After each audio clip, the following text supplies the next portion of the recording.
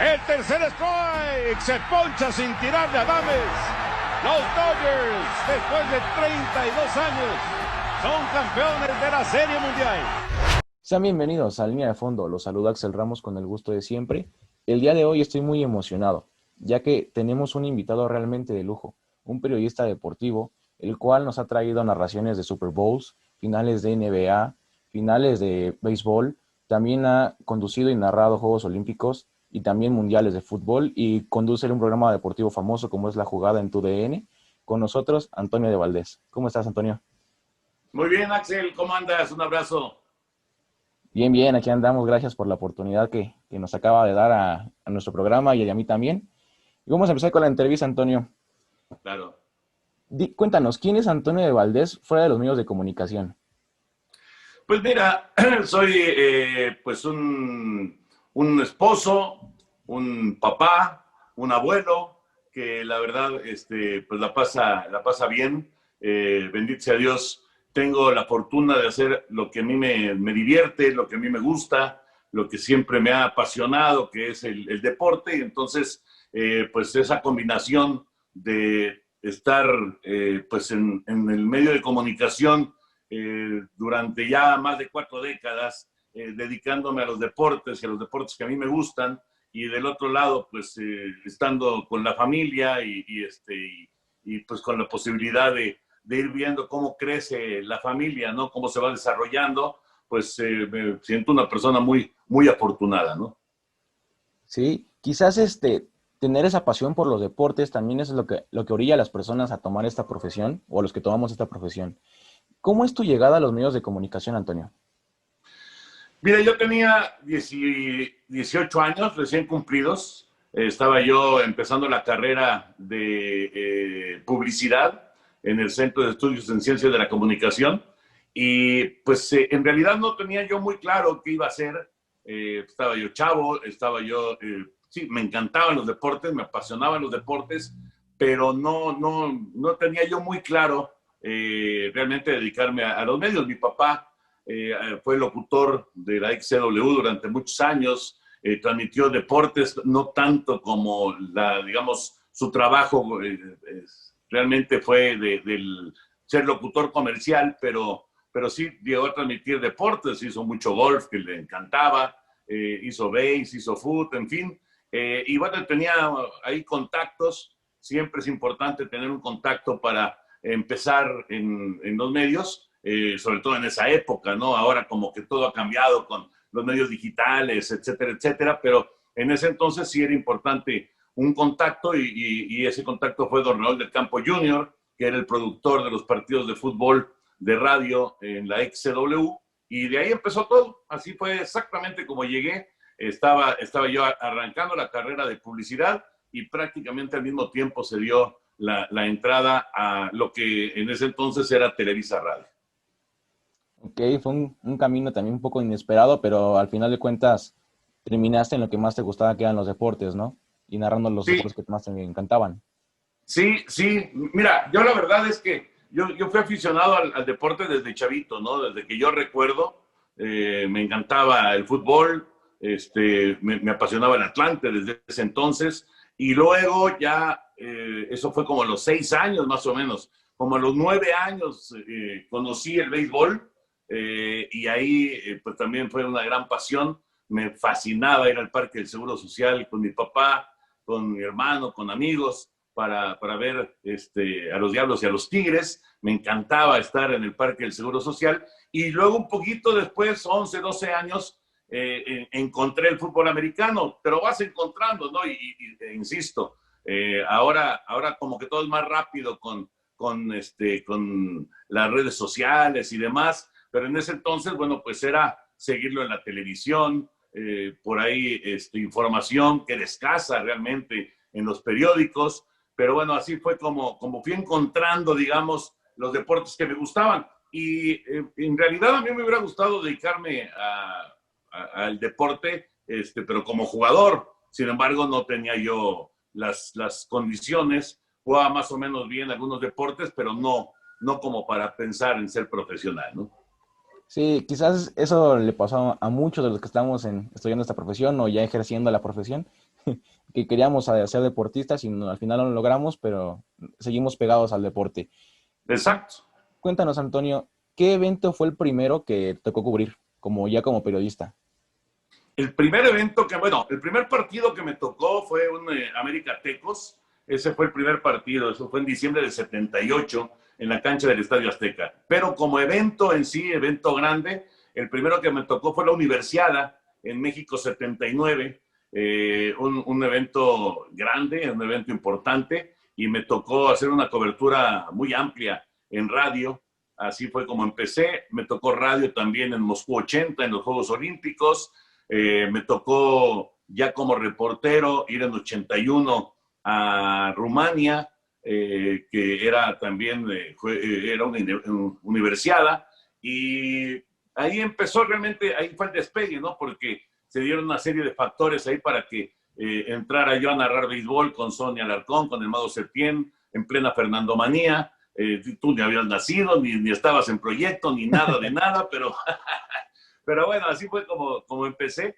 Y sí, el primero así evento fue la Universidad de México en 1979, que fue un evento padre, la verdad, muy, muy entretenido. No hay muchos recuerdos de ese evento, pero fue muy bonito.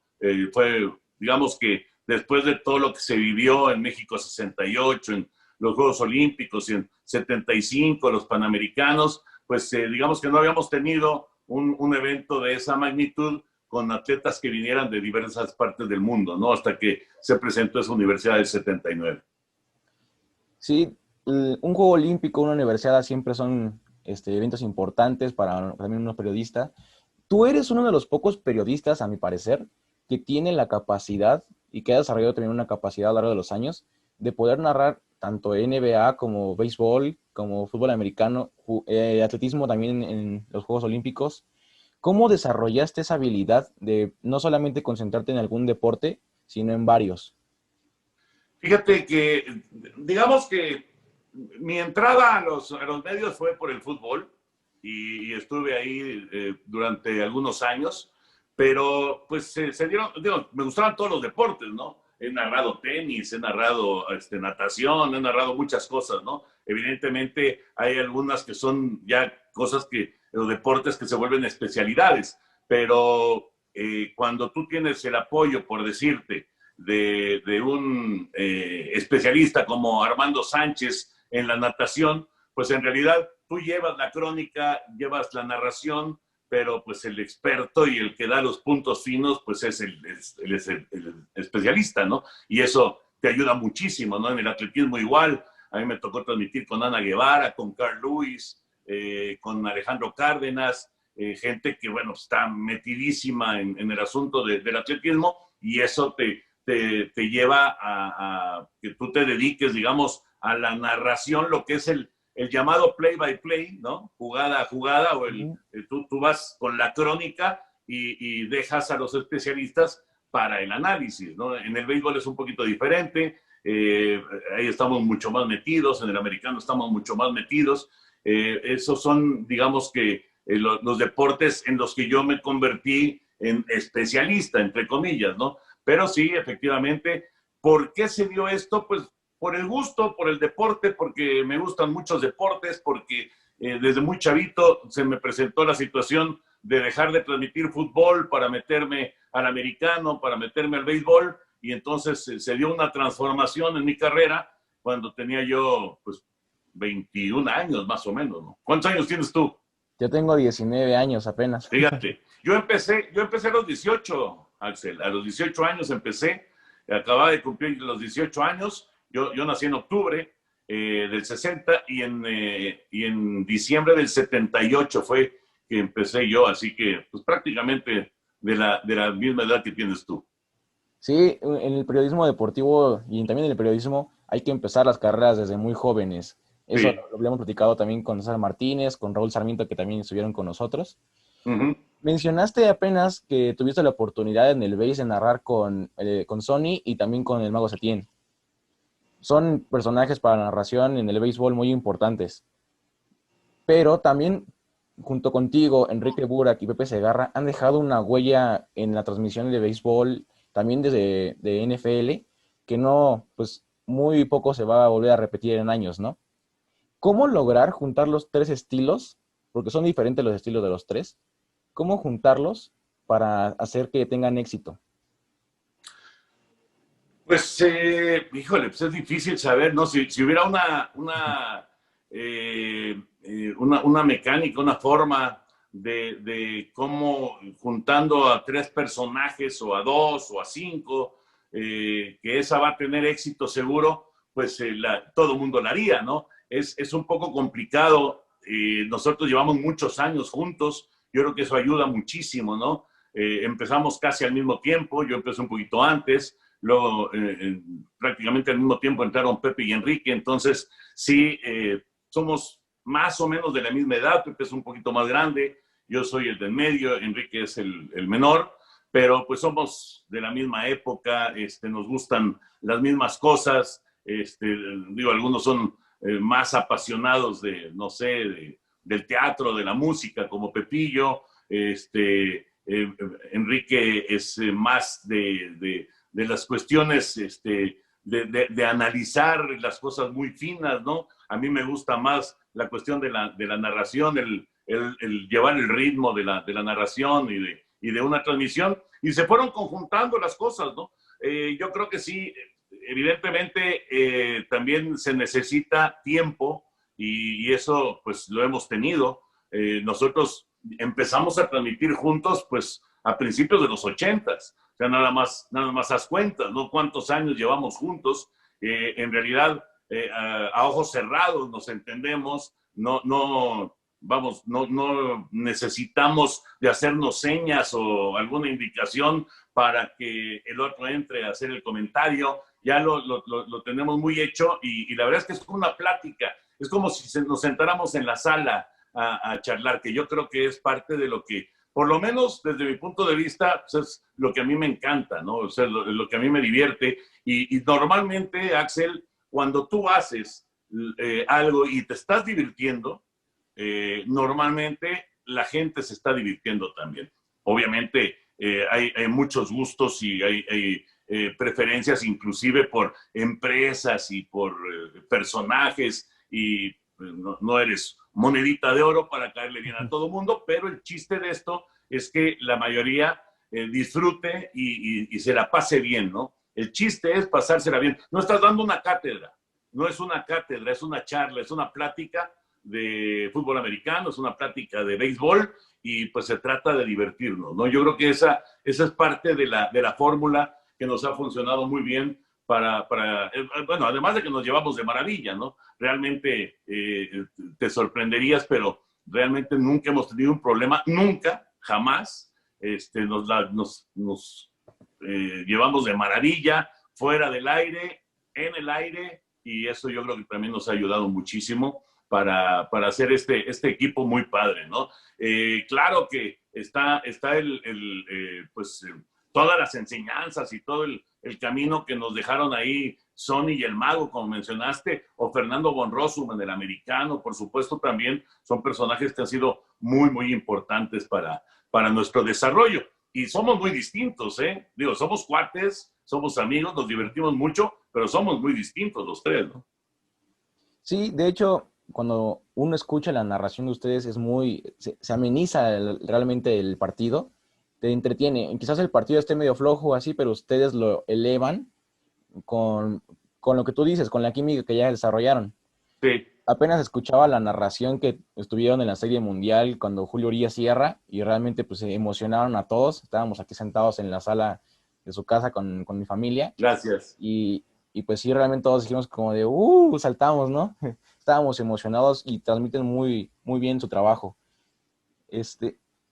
Cuéntanos, yo veía apenas una foto que usted subió a Twitter de la narración, de cómo lleva los apuntes. Quizás es un trabajo invisible que tiene que hacer un periodista, pero que la gente no ve realmente. ¿Cuánto tiempo le lleva hacer los apuntes?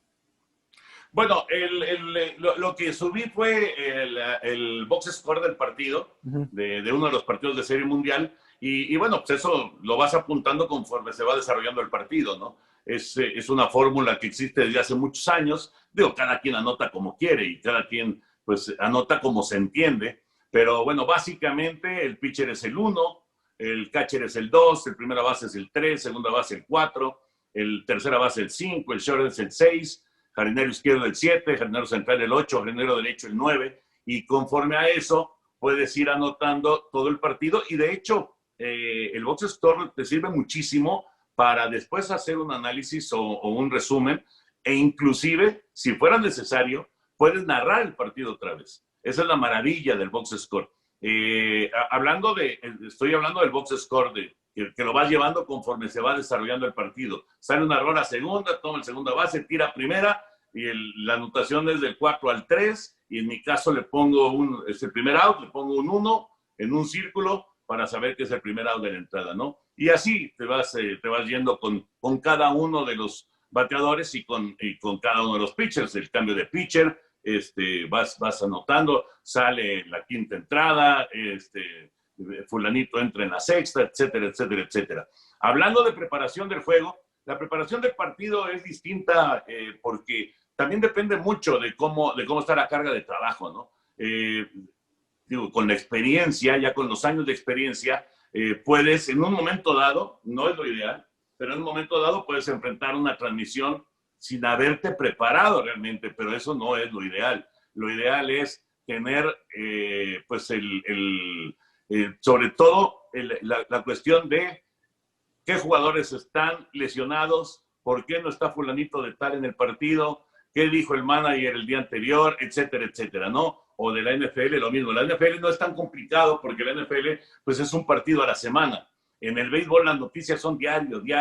Entonces va girando muy rápido, digamos, toda la información del béisbol, a diferencia del fútbol, a diferencia del americano. Es un poquito más complicado seguir el día a día del béisbol, porque acuérdate que en el béisbol se juegan 162 partidos.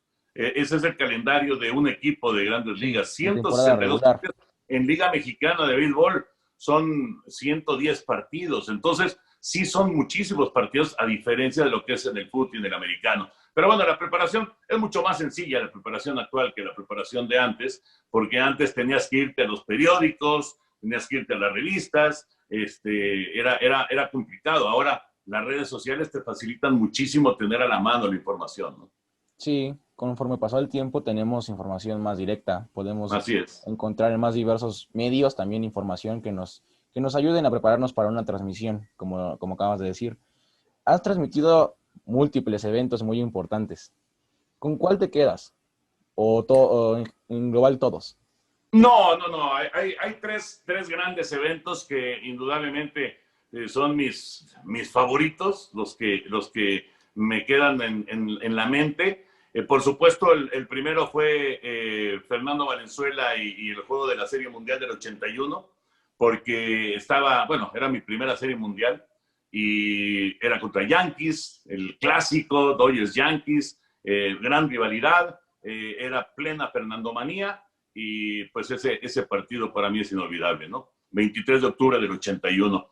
El segundo gran evento que recuerdo con mucho cariño fue cuando Ana Guevara ganó el Mundial de Atletismo. Estábamos en París, estábamos Javier Alarcón y yo en París transmitiendo, y fue un momento histórico, ¿no? Y electrizante. Además, Ana en ese momento dominaba por completo el escenario de los 400 metros. Y el tercer gran evento que recuerdo con muchísimo cariño, ese no lo transmití yo, pero sí me tocó hacer el previo a las afueras de Wembley.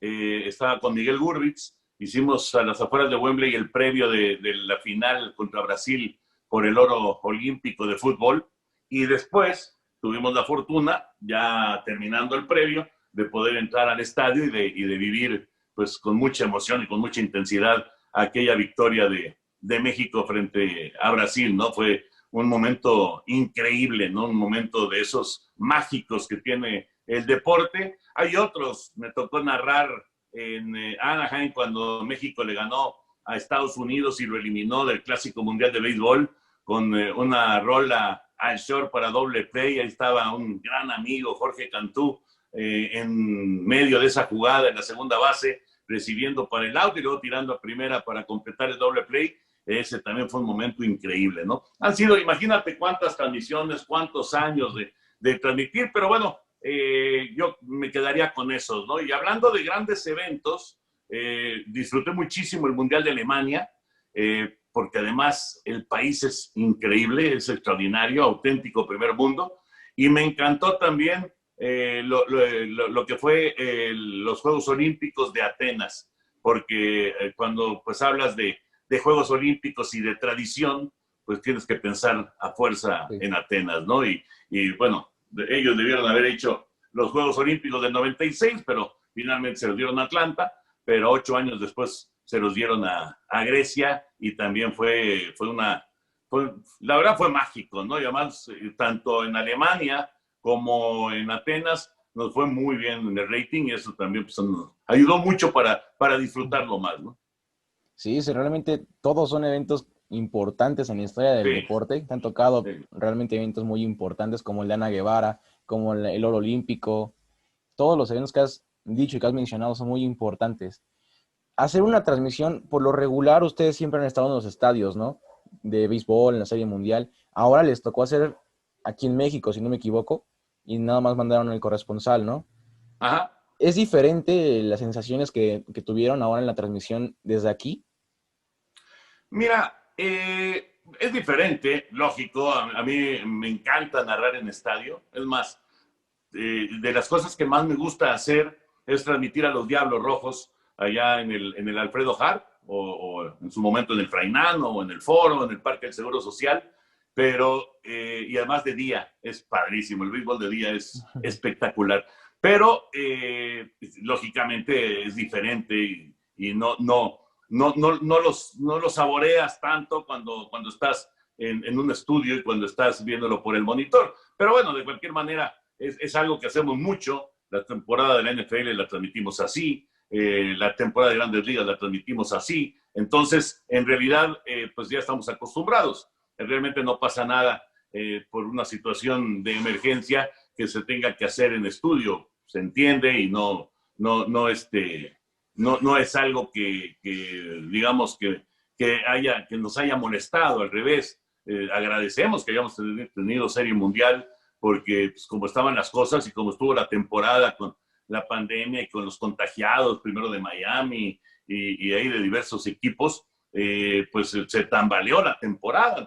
Entonces agradecidos de que tuvimos realmente béisbol y de que tuvimos la Serie Mundial. Ya en 82 y en 83 nos había tocado hacer la Serie Mundial en México, porque en aquel entonces, por una cuestión pues una sacudida económica muy fuerte que se vivió en el país, pero bueno, en 81 estuvimos allá, 82 y 83 lo hicimos en México, y a partir de 84, que fue Detroit contra San Diego, ahí regresamos a transmitir las series mundiales, y así se habían hecho todas hasta este 2020 que se hizo en México. Pero bueno, son situaciones que se presentan, que uno no tiene control sobre ellas y simplemente hay que disfrutar lo que haces, ¿no? Yo siempre insisto, hay que gozar lo que haces, vivir intensamente lo que haces, es padrísimo. En nuestro caso, narrar el béisbol, narrar el americano, es una cosa apasionante, ¿no? Y hay que disfrutar. Sí, y de hecho lo hicieron muy bien, con todos los contratiempos que bien mencionas. Inclusive en el juego 7, escuchaba mencionar que Turner, el jugador de los Dodgers, había dado positivo a medio juego, sí. Les avisaron, y también fue un poco increíble, ¿no? ¿Crees que hay alguna repercusión por esto? Yo creo que va a haber una multa muy fuerte, no tanto por el hecho de que haya jugado, porque bueno, los resultados llegaron hasta, como dices, hasta la mitad del partido. Entonces, en el momento que se enteraron, pues lo retiraron del campo. Pero él volvió para los festejos, que fue un error, sin duda. Digo, él quería festejar con sus compañeros, pero vamos, hay que ser conscientes de la situación que vivimos. Entonces, en realidad, yo creo que va a haber una multa muy, muy fuerte para los Dodgers, una multa fuerte para Turner, pero no creo que pase de ahí, ¿eh? Sí, de hecho, sí. Ese juego no lo ganan los Dodgers, si lo gana Tampa, se hubiera ido, yo creo que hasta semanas después, los juegos, después de todas las pruebas de Puede COVID, ser, y nos hubiera puede atrasado ser. también la entrevista. Exactamente, exactamente. Ahora vamos a meternos un poco a NFL, Antonio. ¿Quién crees que es el candidato más fuerte para ganar el Super Bowl este año? Mira, a mí, yo al principio de la temporada dije Baltimore, pero tengo que reconocer que me he decepcionado un poquito en estas dos derrotas que lleva, sobre todo la del domingo pasado en contra de Pittsburgh. No terminan de dar ese golpe, ¿no? O sea, sí son muy buenos, es un equipazo el de Baltimore, pero no terminan de dar ese golpe decisivo. Pittsburgh, como equipo invicto, obviamente es un candidato importante, pero a mí el que más me está gustando es Seattle.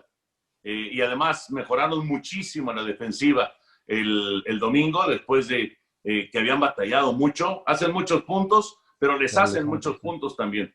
El domingo mejoró mucho la defensiva de Seattle, y si esto continúa, si es gradual para arriba, digamos de manera positiva para la defensiva de Seattle, entonces yo creo que los halcones marinos van a ser candidatos. Tienen a un quarterback que es un fenómeno, vive mejor momento Russell Wilson que la época en la que llegó a 2 Super Bowls de manera consecutiva, más maduro, pero físicamente está al 100, realmente se ve muy fuerte. A mí me gusta mucho Seattle, hay que perder de vista Tampa, ¿no? Que ahí viene creciendo, pero bueno, vamos a ver conforme vaya avanzando la campaña, cómo van las cosas con los Bucaneros. Tiene mucha gente de experiencia, evidentemente Tom Brady, de Rob Gronkowski, pero es un equipo que también pinta bien, ¿no? Yo creo que pondría ahorita de número 1 a Seattle, y por ahí está Pittsburgh ya acercándose también ahí a pelear por ser el máximo candidato.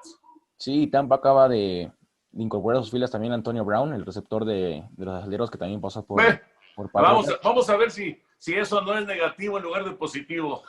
Sí, porque tiene antecedentes de romper vestidores. Sí. De hecho, también fue uno de los problemas de Pittsburgh, ¿no? Hace unos años con Uh-huh. los Silverger, que tuvo algunos dimes y diretes después de no ser el receptor número 1, sino que ya era Juju Smith-Schuster. En realidad, Brown, desde que llegó Juju, empezó como a perder el rumbo, y desgraciadamente, cuando consiguió salir de Pittsburgh y daba la impresión de que podía retomar su carrera como tal, brillante como ha sido, pues votó a los Raiders de manera inexplicable, y con Patriotas un partido y luego por la indisciplina también para afuera. La verdad es que tiene suerte de que Tampa le haya dado una oportunidad. Ojalá que la pueda aprovechar, porque no hay duda, capacidad la tiene.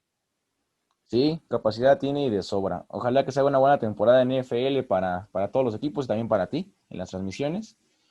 Antonio, ya por último, ¿qué consejo le podrías dar a los periodistas jóvenes que están iniciando en la carrera?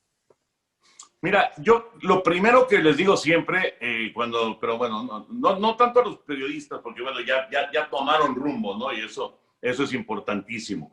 Pero bueno, tiene que apasionarte esto, porque cuando tú te dedicas a una cuestión como la del periodismo deportivo, pues se acaban los fines de semana y se acaban muchas fiestas y muchas reuniones, y de repente pues todo el mundo está en casa y tú estás trabajando. Entonces te tiene que apasionar, ¿no? Si te apasiona, no te van a afectar estas cosas, ¿no?